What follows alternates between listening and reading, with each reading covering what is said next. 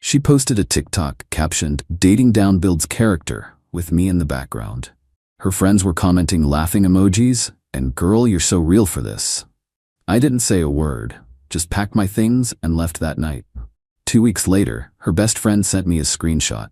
She deleted every post and was asking if anyone had a way to reach me.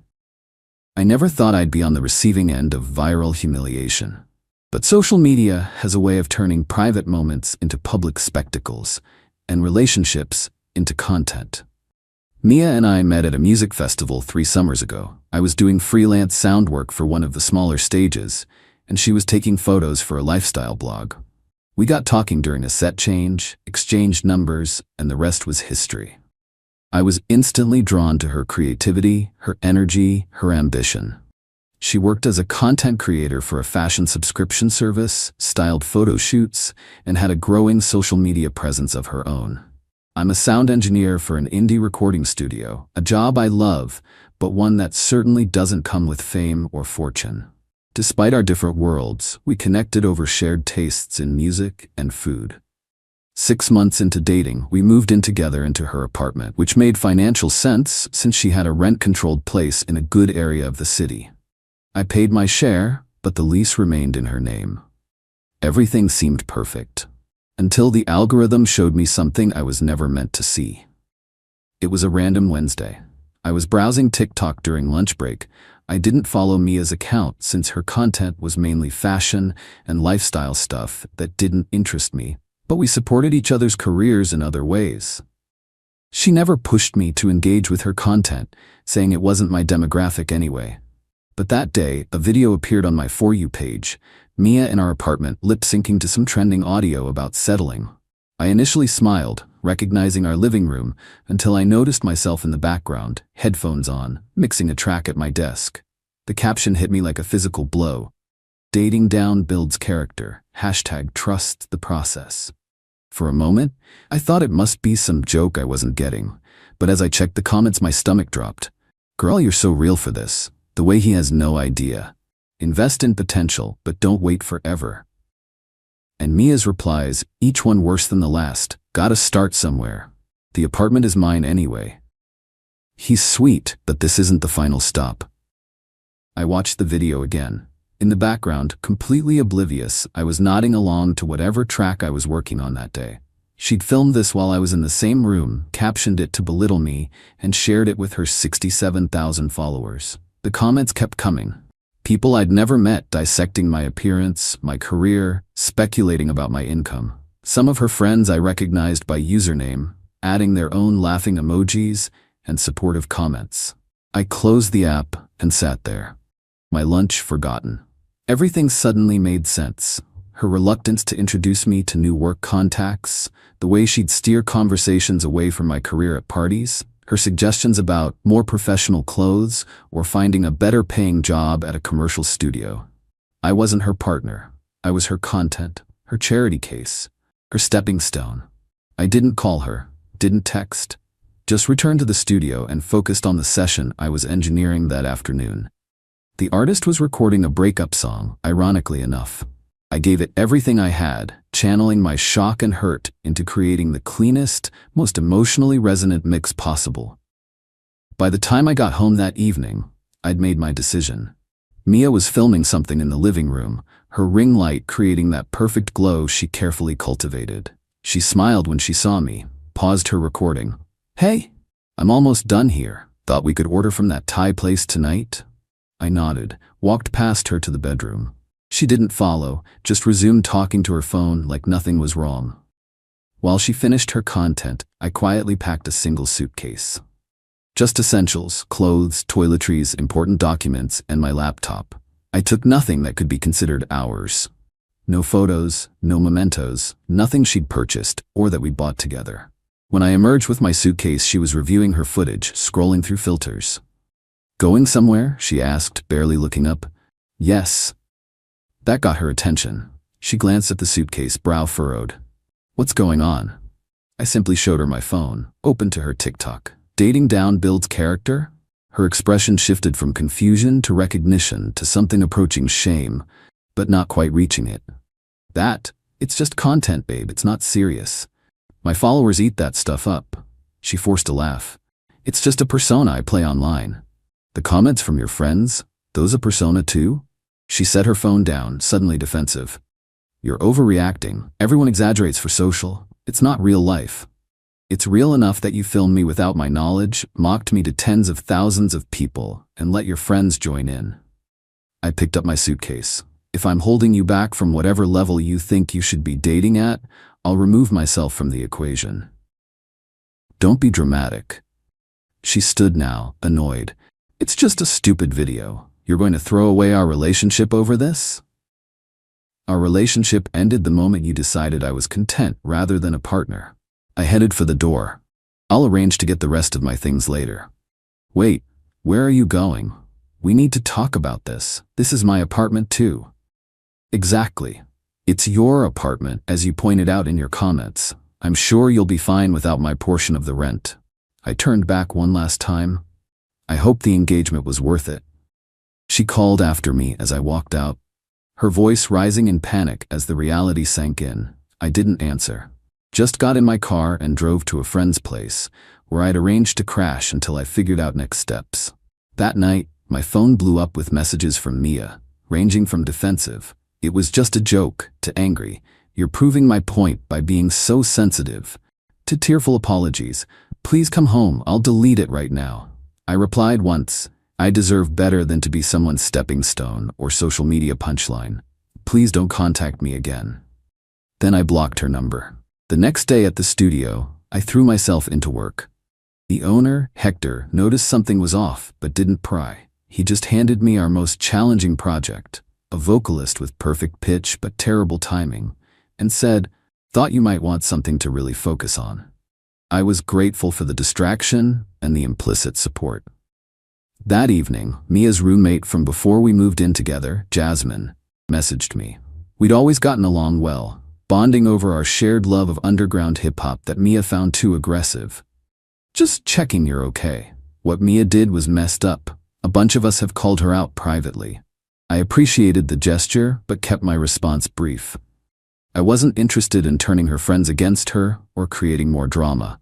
I just wanted space to heal and move forward. 3 days after I left, something unexpected happened. The artist whose breakup song I'd engineered the day I discovered the TikTok posted a snippet on his Instagram, tagging me and the studio. It caught attention in our local music scene. Not internet breaking viral, but industry noticed. By the end of the week, my professional Instagram followers had doubled, mostly local musicians and producers. Hector called me into his office the following Monday. "So that track is getting serious attention," he said, leaning back in his chair. "I've had calls from 3 indie labels asking who engineered it." I nodded, not sure where this was going. "Stonebridge Records wants to offer you a contract gig, 6 months, working with some of their new artists." My jaw dropped. Stonebridge was one of the most respected independent labels in the region, the kind of opportunity sound engineers in our city hoped for. "It's based out of Seattle," Hector continued. "I'd hate to lose you, but this is the kind of chance you don't pass up." I sat there, stunned. A week ago, I'd been mocked online for my lack of potential in exactly this industry. Now I was being offered a significant step up. When would they need an answer? End of the week. They emailed over the details already. I spent the next few days carefully considering the offer, consulting with industry friends, negotiating terms. It was legitimate, solid, and potentially career-changing. By Friday, I'd accepted. That weekend, I arranged to collect the rest of my things from Mia's apartment while she was at a content creator meetup. A mutual friend supervised to ensure everything went smoothly. I took only what was indisputably mine, leaving even gifts she'd given me. As I was packing the last of my studio equipment, my friend looked uncomfortable. "You should know, Mia's been having a rough time. Her engagement dropped after she deleted that TikTok and a bunch of other posts with similar vibes. Some brand deals are on hold." I paused. "She deleted it?" "Yeah, and a bunch of others." Apparently, her followers called her out pretty hard once the initial wave of support died down. People started commenting that it was toxic and mean. Then a couple of larger creators stitched it, using it as an example of relationship red flags. I hadn't sought revenge or public vindication. I'd simply removed myself from a situation where I wasn't respected. The rest had happened organically. The natural consequences of putting cruelty online for clout. I'm not celebrating her downfall, I said honestly. I just couldn't stay with someone who saw me that way. My friend nodded. For what it's worth, I think she genuinely regrets it. Not just the consequences, but what she did. Maybe that was true, but regret wasn't enough to rebuild the trust that had been shattered. 2 weeks after I'd left, as I was finalizing arrangements for my move to Seattle, I received a message from Jasmine with a screenshot attached. It was Mia's private Instagram story, a black background with white text reading, "Does anyone have a current way to contact Ray? It's important." Jasmine's message said, "Thought you should know she's looking for you. She found out about the Stonebridge deal from someone at the studio and has been telling everyone how she always believed in your potential. Just a heads up in case she finds a way to reach out." I thanked Jasmine for the warning, but took no action. Mia's sudden renewed interest in me now that my career was taking off told me everything I needed to know about her character.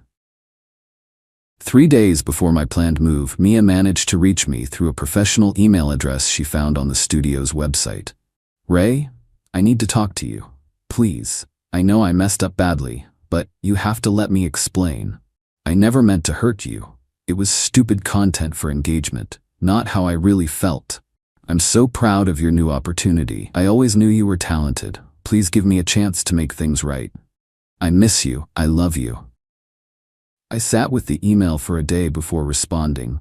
"Mia, I wish you well in your career and life. What happened between us wasn't a misunderstanding or a joke taken wrong. It was a fundamental lack of respect. This new job doesn't validate me, just as your TikTok didn't define me. I'm the same person I was before, doing work I'm proud of. The difference is I now understand my worth better. Please don't contact me again." I moved to Seattle the following week. The Stonebridge gig was challenging, exhilarating, everything I'd hoped for professionally. I found a small but comfortable apartment, made new friends, and slowly began dating again. Cautiously, with better boundaries.